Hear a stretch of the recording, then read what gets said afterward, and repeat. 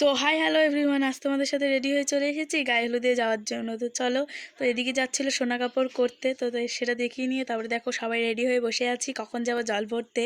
তো বেরিয়ে পড়েছি এবার জল ভরতে, দেখো সবাই মিলে যাচ্ছি। তো বাজনার আওয়াজটা শুনে সবাই নাচতে ইচ্ছা করছিল, তো তাও এখানে একটু বন্ধ হয়েছে নাচার জন্য। তো তারপরে দেখে নাও, তারপর সবাই মিলে আসছিলাম। তারপরে এদিকে দেখো আমার দিদিদের ছোটোবেলার কথা মনে পড়ে গেছিলো।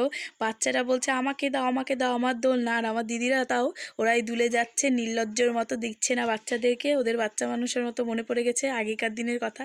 তো তারপর ওদেরকে বলতে বলতে আমিও একটু চড়ে নিলাম, যেহেতু আমিও একটু নির্লজ্জই ছিলাম। তো তারপরে চড়তে চড়তে এদিকে চলে এসেছিলো বাজনা।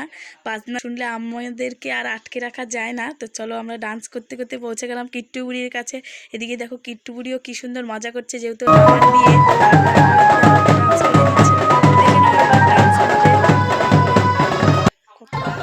তো এদিকে দেখো কিট্টু বুড়ি আর আমিও ডান্স করছিলাম। কিট্টু বুড়িকে কি সুন্দর কিউট লাগছে।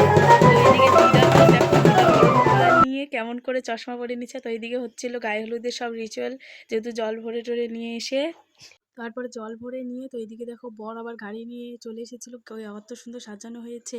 তো ওটা দেখতে তো তারপরে আমরা আবার ডান্স করছিলাম। তো যার বিয়ে সেও একটু ডান্স করে নিচ্ছিল দাদা।